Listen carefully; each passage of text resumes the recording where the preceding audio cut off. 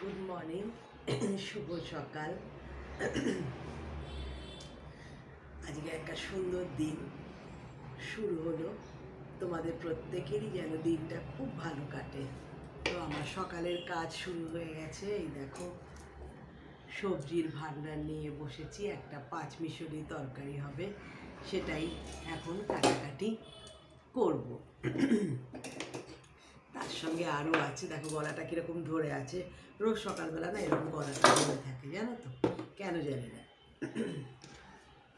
তো আমার কাজ আরম্ভ হয়ে গেল। সবজি কাটা, ধোয়া, রান্না করা। তো প্রত্যেক গৃহবধূরই এই কাজ, সকালে উঠে বাসি ঘর ঝাড় দিয়ে তাদের রান্নাঘরের কাজ আরম্ভ করা। এটাই হলো নিয়ম, এটাই হলো গতানুগতিক। আমাদের তো এই এক কাজ। তো এই যে আমরা যে রোজ তরকারি কাটাকাটি করি, মানে সবজি কাটি, তারপরে আরও রান্না বান্না করি, বাড়ির আরও কাজ আছে। তো এইসব করতে করতে আমাদের হাত কেটে যায়, হাতে ছ্যাঁকা লাগে, পুড়ে যায়।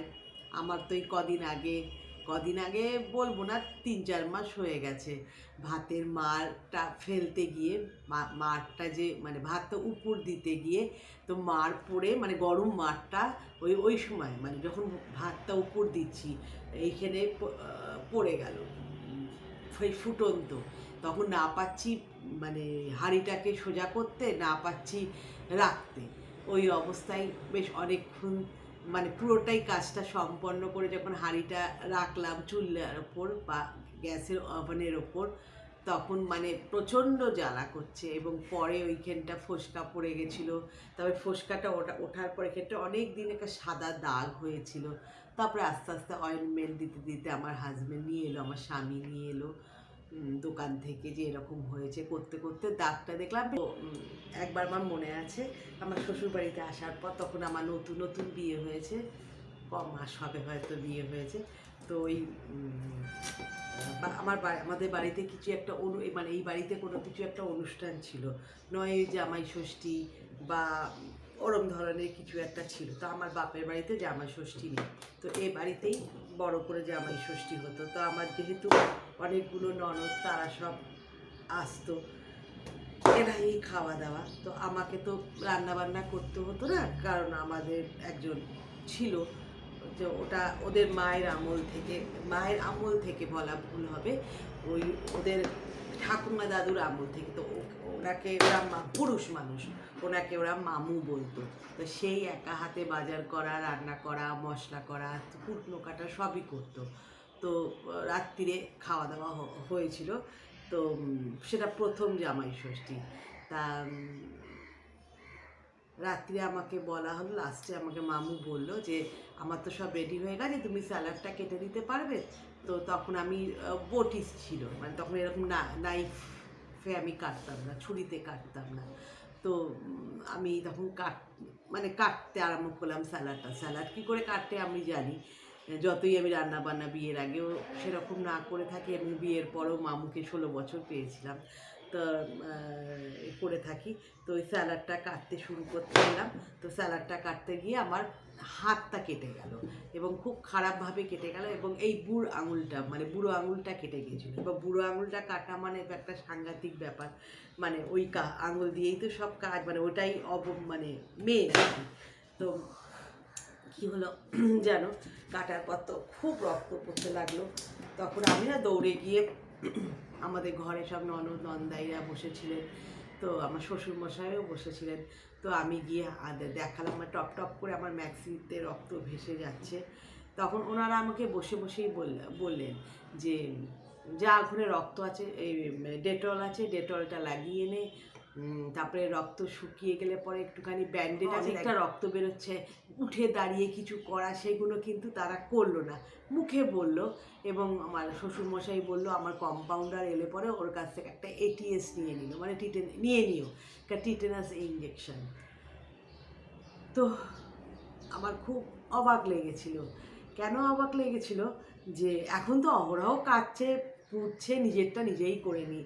তখন নতুন বউ, এবং যেহেতু বিয়ের আগে আমি বিশেষ রান্নাবান্না তো আমি করিনি, ওই চা করে দিতাম, করতাম, আর ওই ডিমের অমলেট, চাউমিন করতাম, চিড়ে ভাজা, তারপরে কোনো শখের কিছু রান্না হয়তো শিখেছি। আমি জানি আমি বিয়ের আগে শুধু ডিমের ঝোলটা করতে পারতাম, তো ওই ডিমের ঝোল এরম মানে এগুলো করতাম।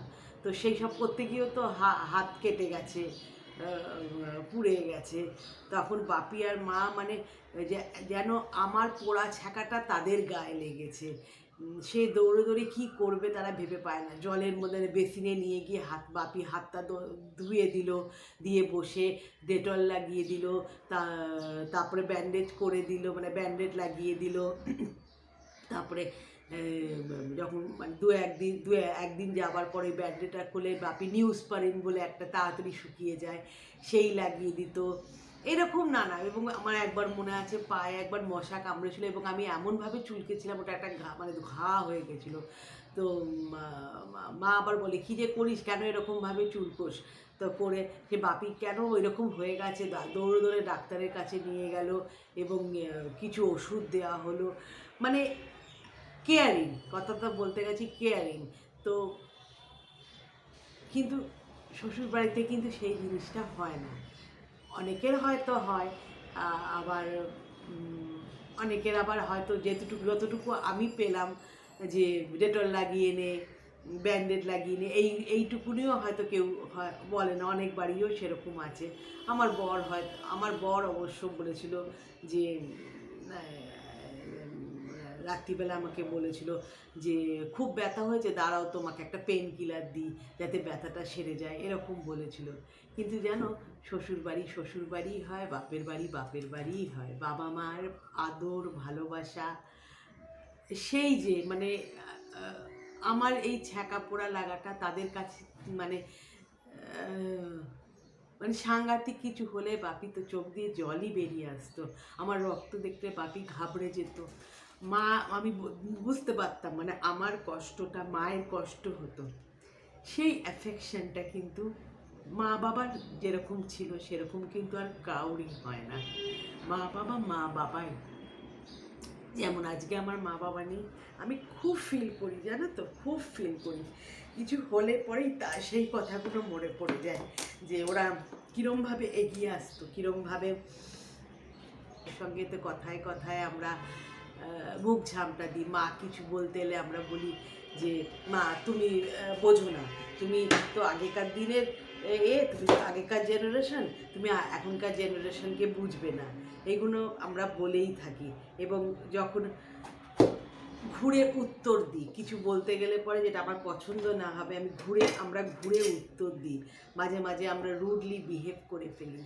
কিন্তু এই কথাটা মনে রাখবে, মা বাবাই হয়। ভবিষ্যতে যখন বাবা মা থাকবে না, এই স্নেহ ভালোবাসা তোমরা কোনো দিন পাবে না, তোমাদের চোখ দিয়ে জল পড়বে। জানো, যেমন আমারও এখন মনে হয় যে কিছু হলে, মানে কোনো অ্যাক্সিডেন্ট ঘটলে বা কোনো কিছু শরীর এমনকি জ্বর জ্বালা হলেও মনে পড়ে, আহা মা যদি মাথার কাছে এসে একটু হাতটা বুলিয়ে দিত, মায়ের ওই স্নেহের হাতটা।